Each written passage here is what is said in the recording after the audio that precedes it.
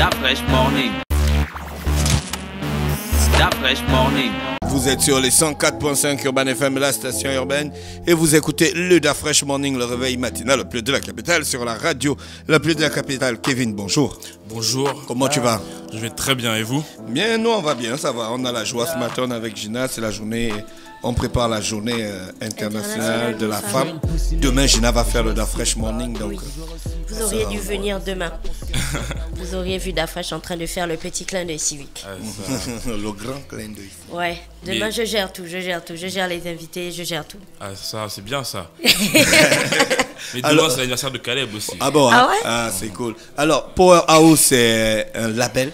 Oui. Explique-nous un peu le concept. C'est un label qui a été créé par un groupe d'amis. À la base, c'était mon grand frère Ralph, Mickey du BGMFK et un de leurs troisième amis qui s'appelle Romaric. Et donc, eux trois, en rentrant de l'étranger, ils ont commencé à vouloir, en quelque sorte, révolutionner la musique, le hip-hop. Et ils ont commencé, leur premier artiste c'était Jay. Jay Respect-moi. Exactement. À l'époque, il s'appelait Jay Pickies Respect Me. Ah, Jay Pickies Respect Me. C'est de longues choses.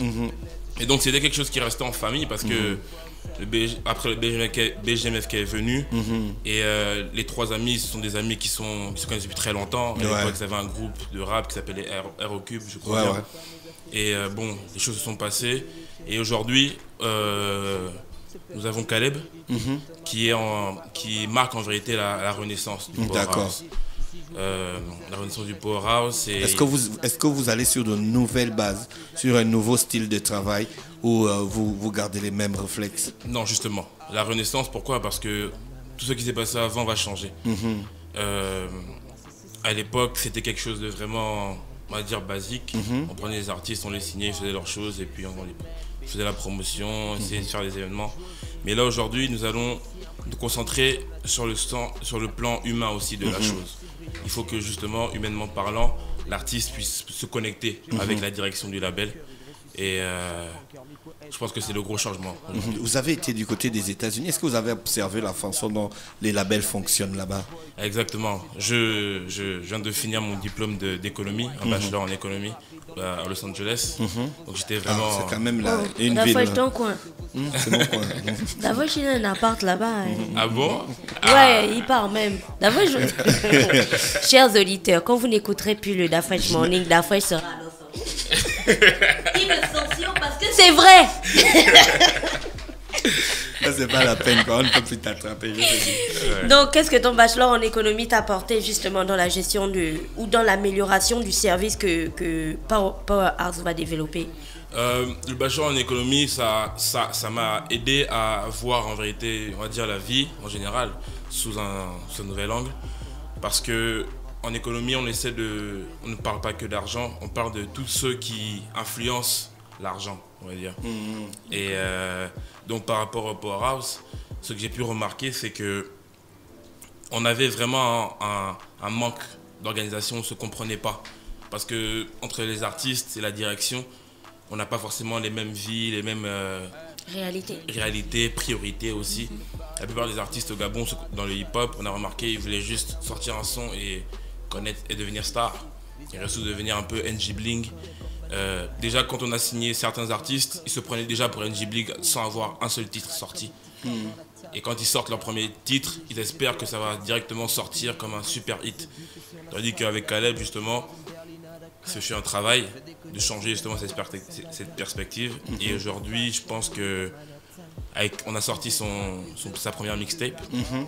La première mixtape qui s'appelle Epicure. Et c'est un travail où on essaie d'influencer d'abord sa sphère pour qu'ils comprennent ce que ça veut dire être artiste. Est-ce que sur le plan de la structure du label, vous maîtrisez les fonctions de chacun pour qu'on n'ait pas d'amalgame et puis pour que personne ne se dise qu'on aurait dû me faire ça alors qu'on ne m'a pas fait ça? Voilà. Parce que c'est quand même un métier, gérer de la musique. Tout le monde se lève un matin et dit il fait un label. Il est manager. Il est manager, il est producteur. Il est booker. Il est booker. C'est très vrai, très vrai. Pourtant, c'est des enfumeurs. Voilà. Et pourtant, c'est des vrais métiers. C'est des vrais métiers, justement. C'est pas des trucs qu'on se lève un matin et puis on dit qu'on fait. Ayant vécu à Los Angeles, justement, c'est des gens qui ont réussi leur vie, qui s'achètent des voitures, qui payent des grandes écoles à leurs enfants, qui sont managers d'artistes. Oui. Et j'ai eu la chance de pouvoir parler avec eux et ils m'ont conseillé. Et justement, ce qu'on a voulu apporter au Gabon, parce que justement, trouver un vrai manager, trouver un vrai responsable de la communication, c'est dur. Ouais. Les meilleurs coûtent super cher. Ça veut dire que l'artiste va nous coûter très cher dès la base, sans vraiment être rentable. Parce que tu n'es pas sûr d'être rentable avec l'artiste quand tu t'engages? Justement, parce que c'est pas avec l'artiste. C'est être sûr que l'artiste pourra tenir la durée. Pour rentabiliser un artiste, ça se passe pas en 3 mois. Il faut d'abord qu'il enregistre, ça va prendre 1 an pour faire quelque chose de qualité. Et après, il faut pouvoir rentabiliser, faire des shows et consorts.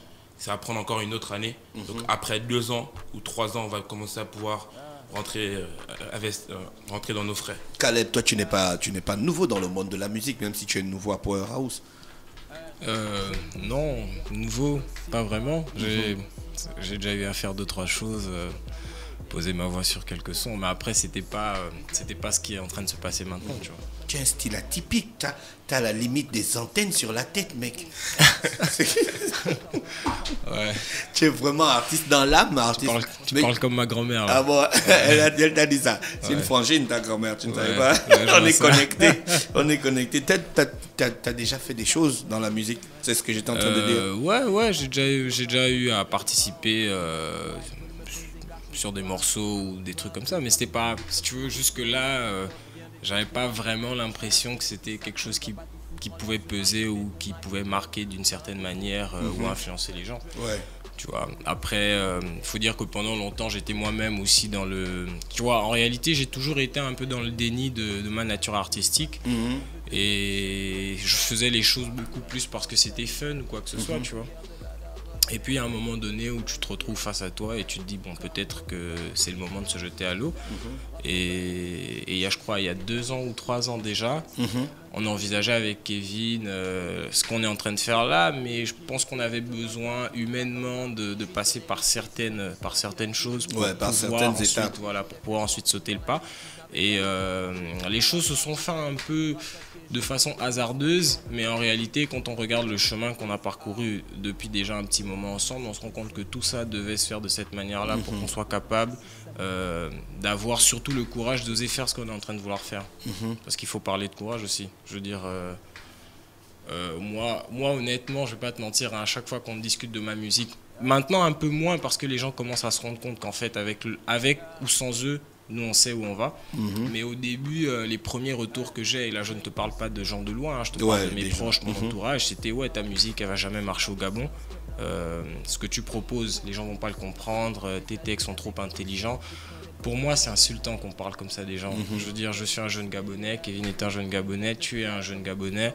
Je n'ai jamais eu la sensation que nous sommes des gens idiots. Moi, j'ai grandi dans une famille où, sans prétention, je trouve que les gens sont plutôt cultivés, instruits. On a été éduqués avec ça.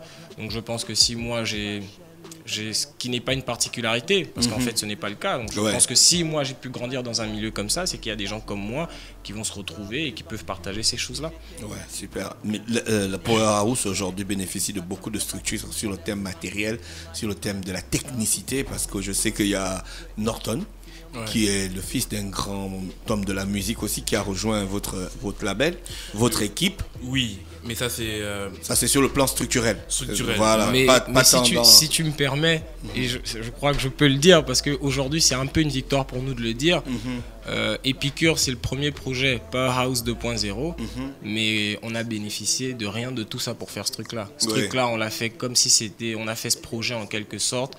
En fait, ce projet, c'est un bras d'honneur au monde, même qui nous entoure. Et là, il te parlait tout à l'heure de nos proches. On sait qu'autour de nous, on a des gens qui peuvent nous permettre de faire certaines choses, mais on a volontairement fait le choix de ne pas avoir recours. Est-ce que c'est pas de l'orgueil? Ce n'est pas de l'orgueil, ce n'est pas on veut montrer qu'on peut réussir sans les gens. Pas du tout. On n'a pas voulu prouver qu'on pouvait réussir sans les gens. On a surtout voulu que les gens réalisent quel est l'énorme potentiel qui sommeille en chacun ici. Et on a voulu faire comprendre aux gens que si chacun fait ce qu'il doit être fait correctement, ce qu'on va être capable de faire n'aura rien à envier à ce qui est fait en termes de qualité, de particularité en Europe ou partout ailleurs dans le monde. Exactement. Mais qu'est-ce qu'on amène de différent? Qu'est-ce que tu vas emmener? Parce que quand j'écoute ton son Courtois,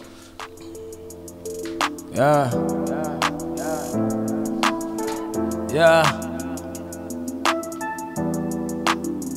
Je veux une pussy nigga, mais je veux aussi le paradis, toujours aussi paradoxal, d'où c'est ma conscience comme la way nigga. Après, tu vas pas nous empêcher de poser ces questions. Ça n'a pas de sens. Ça nous ramène à du PNL, ça nous ramène à du SCH. Et puis à la base, on veut se demander, ouais, ben c'est un Gabonais. Comment je veux me distinguer quand je veux l'écouter du côté de l'Hexagone? Comment je vais justifier le fait que le mec, il vient de mon pays et qu'il porte mes valeurs, ma culture? Où réside cette particularité? C'est ça. Donc ne t'étonne pas si les gens posent la question. Non, pas du tout, ça ne me surprend pas. Après, ce que je veux dire, c'est que moi, je veux dire, il y a une sorte d'hypocrisie dans le fait de vouloir s'enfermer derrière l'appartenance culturelle. Moi, je suis gabonais, j'ai rien à prouver à qui que ce soit. Mon passeport est dans ma poche, je te le sors, je te pose sur une table. Tu vois ce que je veux dire? Après, je me dis, c'est réducteur de vouloir se dire, pour faire de la bonne musique gabonaise, il faut systématiquement reprendre des clichés ou reprendre des aspects identitaires. Pour moi, l'art, de manière générale, et pour ceux qui ne savent pas, moi comme je disais encore tout à l'heure, sans prétention, je suis artiste dans l'âme parce que je dessine depuis que j'ai 3 ans, je pense. Et j'ai un minimum de talent dans ce sens-là. Ensuite, j'ai eu la chance d'écrire beaucoup pour des magazines, faire de la photographie à une période de ma vie. Et quand j'arrive à la musique, j'arrive surtout avec le besoin de rapper qui je suis. Tu vois? Donc je rappe qui je suis en m'inspirant de ce que je connais le mieux, c'est-à-dire moi, c'est-à-dire le milieu qui m'entoure. La société gabonaise a diverses facettes et d'ailleurs elle brille pour cette diversité. Tu as des gens qui sont déjà de très bons représentants de la musique locale folklorique. Tu as des gens comme Donzer, tu as des gens comme Triss ou Rodzang en ce moment qui arrivent à faire des choses différentes. Mais en même temps, on parle de musique urbaine. Tu vois ce que je veux dire? Et lorsqu'on parle de musique urbaine, il y a une certaine forme d'universalité qui ressort de là. Tu vois ce que je veux dire? Le rap, et j'en parlais avec un de mes grands frères d'ailleurs il y a quelques jours à Dakar, qui m'a appelé et qui me disait ouais, tu sais, notre culture. Et puis je lui ai dit, il faut qu'on sorte de cette hypocrisie-là. Le rap, c'est de la musique noire. C'est de la musique qui a été inventée par des noirs. Tu vois? Et on est en 2019 aujourd'hui, il y a un débat qui revient de plus en plus dans l'intelligentsia afro, c'est l'identité africaine, l'identité afro. Tu vois ce que je veux dire? Quand tu fais du rap, que ça soit du rap sur des caisses claires ou que ça soit du rap sur du mongongo, ce que tu fais, c'est de la musique noire. Donc moi, je fais déjà de la musique noire parce que je suis un rappeur. Tu vois ce que je veux dire? Donc à partir du moment où je fais du rap, mon gars, que je sois à Bruxelles, Paris ou à Libreville, je fais du rap. C'est ma culture. Je suis un Africain. Je rappe comme mes grands frères Tupac ou les autres avant aux États-Unis. Je suis au Gabon, mais ce que je fais, c'est du rap. Et qu'on soit au Gabon ou qu'on soit ailleurs, voilà. Oui, Kevin. Par rapport au power rap, si on a accepté justement que Caleb nous représente en premier comme ça, sans oublier qu'on est Gabonais, c'est parce qu'on voulait aussi rappeler que certes on est africain, certes on est Gabonais, on a notre culture et consorts, mais il faut aussi avouer qu'aujourd'hui, l'Afrique en général et le Gabon, je pense, n'est plus gabonais forcément. On est passé par la colonisation. La musique qu'on écoute, c'est du hip-hop. Le hip-hop n'est pas gabonais. Le hip-hop est américain. Ça se passe à New York à la base. Et on essaie justement d'essayer de rappeler ça. On veut faire de la musique avant tout. On veut faire de la musique avant tout et pas juste dire qu'on est gabonais. On veut devenir musicien, qu'un Chinois puisse écouter aussi Caleb et dire j'aime cette musique. Ouais. Donc à la sortie de ce projet, ce qu'on est en train de regarder en ce moment sur YouTube et tout, quelles sont les réactions que vous avez eues des personnes qui l'ont déjà écouté? Les réactions qu'on a eues, ce sont des réactions qu'on voulait avoir parce que faut dire qu'on ne ciblait pas tout le Gabon en général à la base. On ciblait forcément précisément l'entourage de Caleb, des personnes qui peuvent facilement revenir vers lui faire des commentaires sur ce qu'ils aiment et n'aiment pas. Pour que, en vérité, ce projet c'est, comme il a dit, c'est une sorte d'autobiographie. Et une autobiographie est forcément, on va dire, fausse, parce que c'est notre perception de la vie. On ne sait pas ce que nos actions ont fait aux autres et qu'on sort. Les critiques qu'on a eues sont diverses et variées. D'accord. Mais ce que tout le monde s'accorde à dire, c'est que il y a du travail qui a été fait. On a réussi à mettre une rigueur qui n'est pas facile à voir et beaucoup justement donnent tout ce travail, tout le mérite à à toute la structure qu'on pourrait déployer alors qu'on ne l'a pas fait. C'est quelque chose de vraiment... Pour parler beaucoup plus pratiquement, c'est vrai que c'est un produit Powerhouse, mais on retrouve qui réellement derrière? On retrouve qui sur les musiques? Est-ce que c'est Caleb qu'on retrouve aussi sur tous les textes, ou il y a des textes aussi qui ont été écrits par Tous les textes ont été faits par Caleb. Okay. On a trouvé des... Je voulais... Tous les textes ont été faits par Caleb. Les beats, on les a trouvés... Il y a certains qu'il a trouvés de lui-même.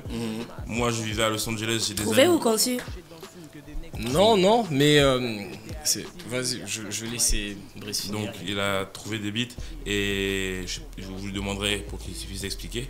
Moi, j'ai trouvé j'ai un ami beatmaker à Los Angeles qui s'appelle Wolf. Il m'a aussi proposé pas mal de choses. D'accord. Et là, par exemple, le mix, c'est fait totalement par Mix et Master, c'est fait par OH Productions en France, qui est une structure qui est gérée directement par le cousin de Caleb. On aurait pu parler à pas mal de gens ici, mais ces gens n'ont pas voulu nous aider.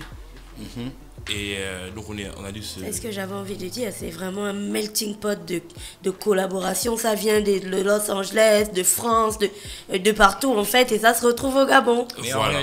en réalité, et c'est pour ça que c'est intéressant ce que tu soulignes, parce qu'en fait, Epicure, moi je le dis tout le temps, Epicure c'est un projet de groupe. C'est vrai que c'est moi le rappeur qu'on voit devant, mais en réalité c'est pas mon travail. Moi j'aurais pas été capable de faire tout ça tout seul.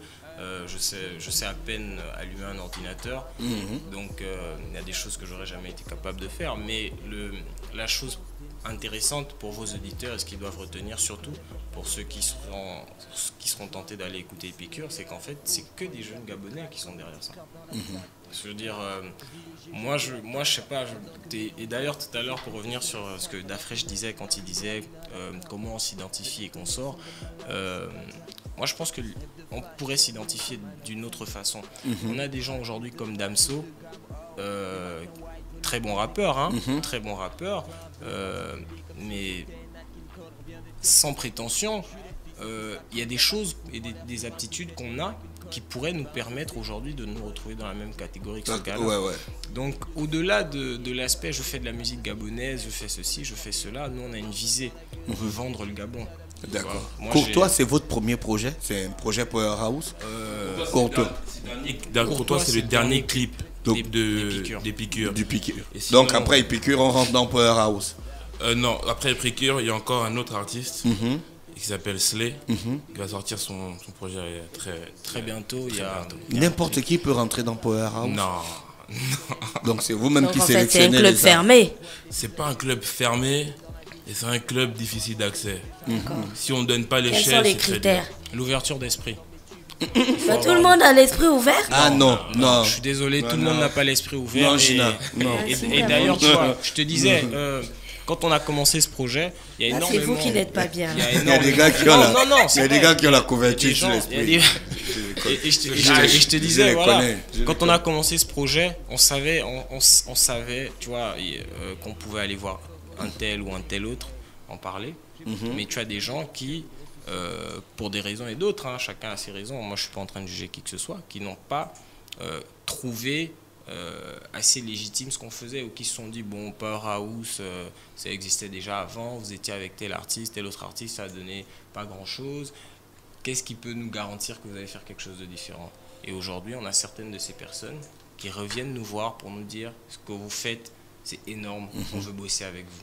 Le clip commence par une dédicace à un de tes frères que tu as perdu. À mon grand frère Arnaud, oui, qui est décédé. En fait, il aurait eu, je crois que ça fait 10 ans bientôt qu'il est décédé. En fait, ça fait 9 ans. Et quand on a sorti le clip, c'était le jour de son anniversaire. Tu avais quel rapport avec lui? Écoute, ça a été très complexe notre relation parce que pendant longtemps, tu sais, moi j'ai toujours été l'archétype du petit frère, petite merde impolie, tout ça. J'étais tout le temps en train de... Non, le mauvais petit frère, parce que moi aussi j'étais petit frère. Ah non, c'est pour ça que je te dis Je ne l'archétype suis du pas- mauvais petit frère, d'accord. Je ne ouais. suis pas Ouais, comme c'est ça. pas faux. Voilà, moi j'étais un peu le petit frère égoïste, capricieux, impoli. Et puis bon, à un certain âge, il est tombé malade. Et avec les événements de la vie, on a commencé à se rapprocher un peu. Enfin, moi du moins, c'est parce que lui, il a toujours été très protecteur avec moi et tout ça.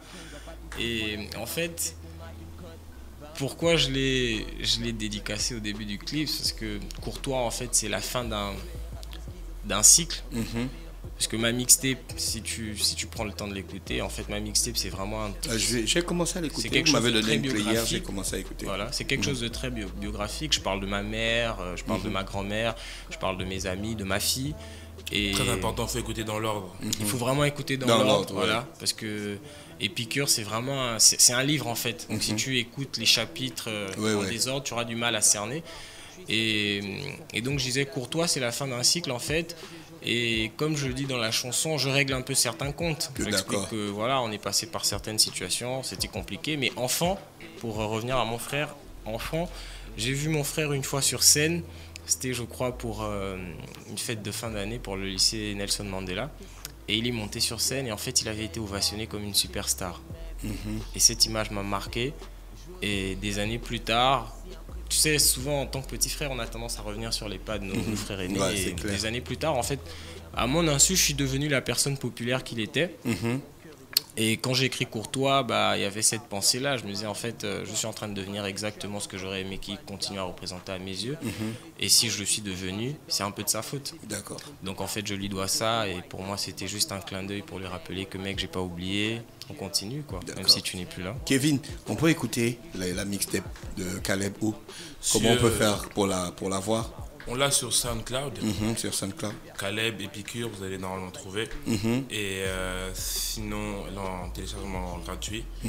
Vu qu'elle était gratuite, on n'a pas voulu la diffuser plus que ça. D'accord. Mais par exemple, Slay, qui va sortir, sera sur les plateformes de téléchargement légal, streaming et consorts. D'accord. Merci les gars. On vous remercie d'avoir accepté notre invitation ce matin. On va se séparer avec la vidéo Courtois en fond sonore. Et on rappelle donc qu'on était avec Kevin et Caleb du Powerhouse ce matin sur les 104.5 Caleb, qu'on aura encore l'occasion de réinviter dans le cadre de ses activités artistiques sur les 104.5 Urban FM, la station urbaine. Restez connectés à l'écoute des programmes du Da Fresh Morning. Da Fresh Morning.